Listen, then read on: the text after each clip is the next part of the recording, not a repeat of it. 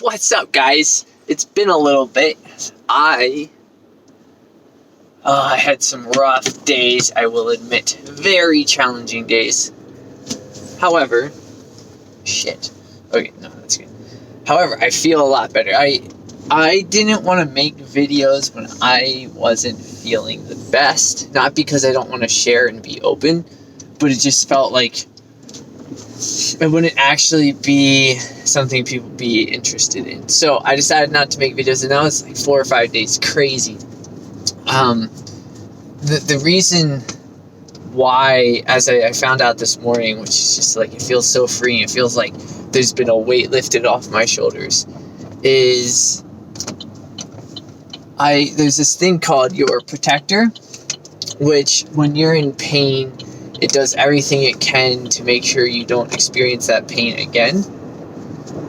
I realized this morning in my quiet time that, wow, my protector is just trying to make sure that I don't experience pain.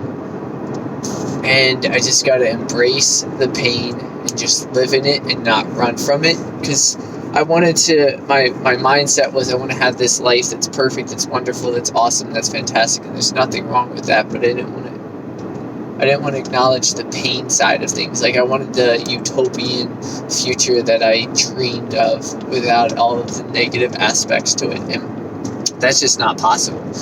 So after realizing that this morning, because it felt like I'd processed a bunch, allowed myself to feel a lot of stuff, cried, went through the tough emotions, felt like I wasn't enough, all of this stuff.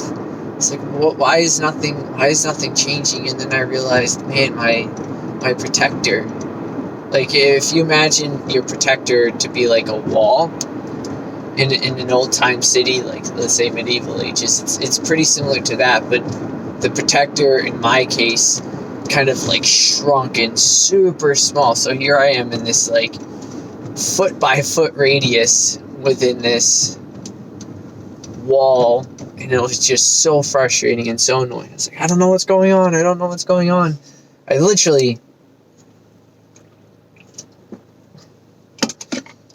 had no idea what's going on. None whatsoever. It was so odd, so strange, so weird.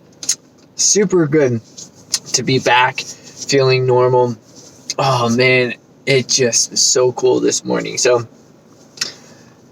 during this time of just really not doing a whole lot, I have been like really intentional about caring for myself, which is cool. Even though I have been beating myself up, I've been trying to comfort myself, still be there, still show myself compassion. That has definitely been challenging during this time, where I've been feeling like something is up, something's wrong. But it is cool that is an intent inside of my heart to do, is to care for myself. So I really like that, really proud of myself for that, really glad I did take those steps to maintain showing myself compassion, showing myself care, being there for myself. And today, I'm just super excited to get back to normal. I can breathe deep and not be worried anymore that life is going to be in this complete whirlwind of frustration.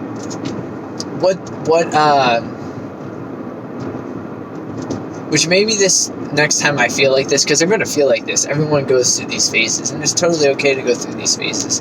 This phase was especially long for myself recently, because before I used to have these go on like 2 or 3 weeks at a time. This one was about a week, which is still really long for me presently. But what maybe I can do next time is just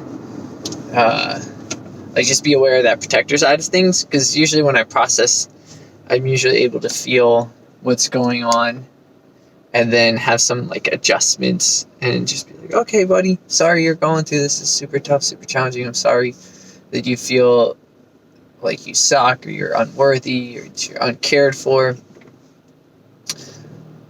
And maybe next time I bring in like the thought of what about my protector? Is he not allowing me to like actually feel that stuff that I'm saying to myself? And if that's the case, cool. Alright, protector, thank you for what you're doing. Appreciate it, but here's what we're gonna do. So yeah, I just wanted to give a little update because it's been a few days, and I'm on my way to the gym. I'm not driving to be driving right now, and that's why I have one of these in my hands, a Bang. I give myself 1 day a week in which I get a Bang because they taste super good, and the energy they give you, fantastic. It needs a few minutes though to get into your system, which is why I brought a book to read. It's called Fierce Conversations. What's her name? Susan Scott is the author, and I'm reading that book right now, as well as listening to this other book called The Richest King in Babylon, or sorry, not The Richest King, The Richest Man in Babylon, which is really good. But all of the stuff that I've been working on in terms of financial side of this life, it's all just pretty much what you think. Like, if you want money, you have to think that you're capable of having money and that you're capable of getting that money. Like, money is just such a mental thing. It's crazy. I didn't realize how much it is such a mental thing. Like, if you like this other book that I listened to, it's called Think and Grow Rich. There was this individual, this was many years ago, back when college was like a little, I shouldn't say a little, way more important. I think it was like maybe like 30s or 40s. Anyways, I digress.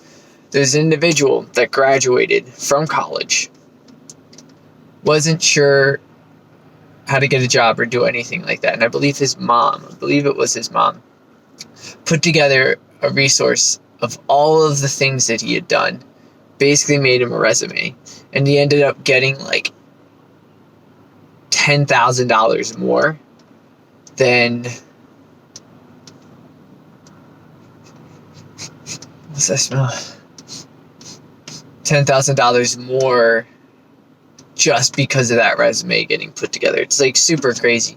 Anyways, it was like this mental thing. If you think you can, you can. And that doesn't just apply to money, it also applies to life. Just overall, that's how things work. If you think you can, you can. If you think you can, you can. If you think you can't, you can't. And actually that ties in really nicely with something, which this will be kind of the cutoff point, that I'm talking about on my Wellness Culture podcast and website right now is the mindset. And there's two different mindsets. There's a growth mindset and there's also a fixed mindset. The fixed mindset says, I'm only ever going to be so good at something, and there's no getting better. There's no reason for me trying any harder because it's just going to be the same. Growth mindset, you say, wow, I suck there. I failed this test. I failed my homework assignment, but I can get better. I can improve. I can make choices that will make the outcome next time better and more in my favor.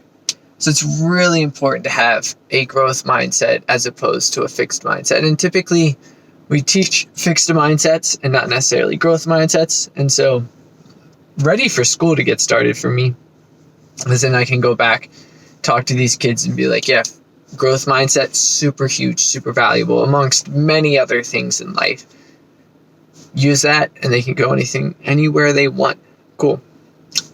Well, that was our video for today. I'm super stoked to be back. Thank you for checking it out, and I'll see you all tomorrow. Peace.